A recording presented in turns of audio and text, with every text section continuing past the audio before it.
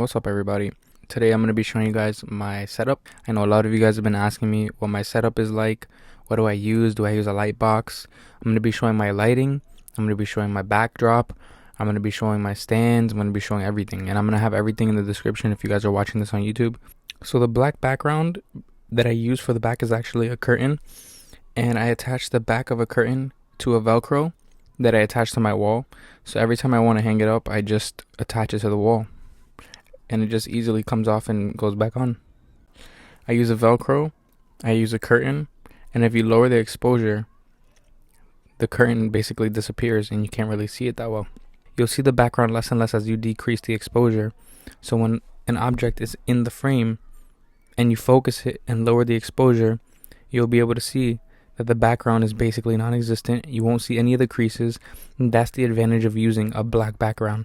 White backgrounds, if you're using a white curtain like I have in previous videos, you'll see the creases on the white background, and you'll have to increase the exposure in order for it to not look as wrinkly. But you see the water bottle here is a perfect example of how it looks with low exposure, and you see the lighting you can still see pretty well. So this water bottle is a great example of how an action figure would look with a black background. The phone stand that I'm showing is what I use for my review videos and for when I go live. I'm not sure which stand that I use, but it's broken right now, and I'll definitely link a good phone stand for you guys to have in the description, or ones that I recommend in general, because I don't remember which one this is, but there's far better ones than this one. But in general, I think you just need a decent phone stand so that when you need to use both of your hands, you can have your phone steady on a stand. It's also great for stop motion as well, because when you're doing stop motion, sometimes you need to use both of your hands in order to move the figure and make sure that he doesn't fall in between scenes. So I definitely recommend having a phone stand. And then here we have my ring light, which has been very great, a very great experience for me so far. It's a Sensign ring light, and it's a 10-inch ring light, because if you don't buy the bigger sized ring light, you're going to have issues with the ring light being in the way of the video, and you'll see the ring light sometimes be in the video from the top or the bottom. So you definitely want to make sure your ring light is big enough so that it doesn't show in the video. If you buy a small ring light, it's going to get in the way. So definitely get a bigger version. And I think there's a bigger version than the one that I have. But again, it's 10-inch touchable ring light. I would also recommend getting the ring light that has colors. If you get the one that changes colors, it'll look so much better, and it's only like $10-20 more. If you really want to invest into one, you should get this one and get the one with the colors. I do want to say that the light does dim after a while when you have it on, because the light's been pretty bright. The light flickers lower, but I couldn't really show it in the video because it wasn't really working. But sometimes it gets a little dim, but still very bright for a ring light. And you've seen all my videos, that's in the low dim that it has. But the dim isn't anything too crazy. It's just like when you try to put it maxed out, it'll just go down a level. It's not too bad. But yeah, I definitely recommend getting a ring light. I used to use chargeable lights, and the problem with that is that you had to charge them every time you use them. Just having a ring light ready for every time that you want to go shoot or do you want to go make a video is perfect. I definitely recommend a ring light.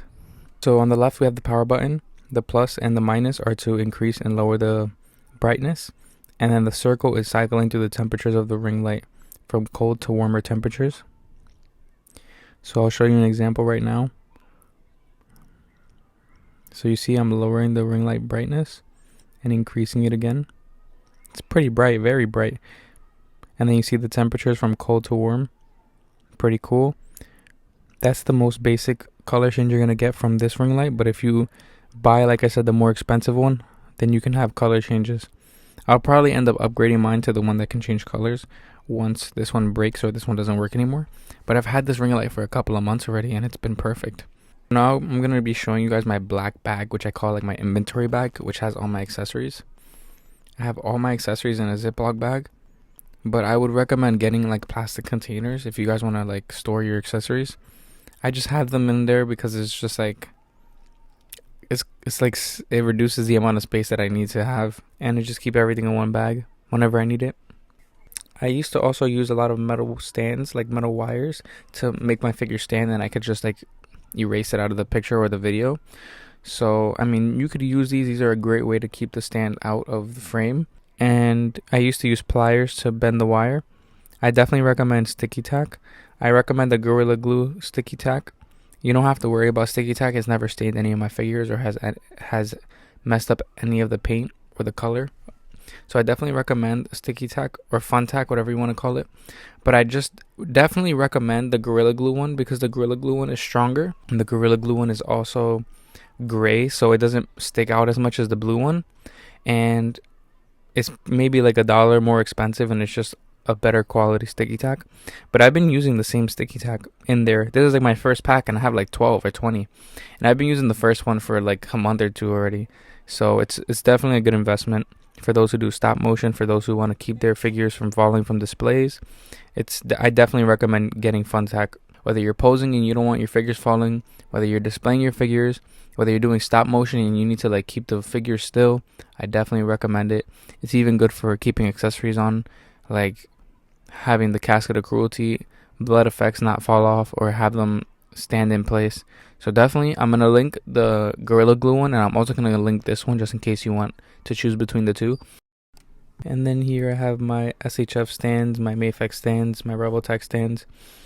I think I would just recommend getting the Tamashi stands, the ones that they're selling separately. So I'm not a big fan of that, but so far, I think my Mezco is probably going to be my favorite stand thus far. And then I have this handy screwdriver because, you have to tighten the screws on the stands when it gets loose. So it's just a great tool to have around and to like not have to look for every 5-10 minutes. And then I'm going to be showing you guys my Fifine mic, which has actually been one of the best investments that I've ever made. It was like $40-$50, and you can grab this mic. It's the one that I'm recording for this video. And yeah, it's been a very, very good investment. I've used it for streaming. I've used it for gaming. I've used it for voice chats, parties, recording videos. I've used it for making my reviews. And anytime I upload anything on this page or on my YouTube, I use this mic. So I highly recommend it. It's cheap, it's affordable. You can adjust the mic volume, the background noise. It like changes colors, and you can tap to mute it on the top. I definitely recommend this. I'm going to definitely leave this in the description. But yeah, this is my very extensive setup. I've showed you guys almost everything that I use, everything that I have. There's probably some minor things that I left out, but for the most part, these are all the most important things that I have. And yeah, I'm happy I was able to share with you guys everything that I use, and I hope that you guys are able to learn from this video and use it for your own setup. Like I said, if you guys have any questions, just comment, let me know. I can definitely answer any questions, and you can expect all the links to be on my YouTube description because I'm going to be posting this on all platforms. So definitely check out my YouTube if you want the links for each product. Thank you guys for watching, and I'll see you guys in the next video.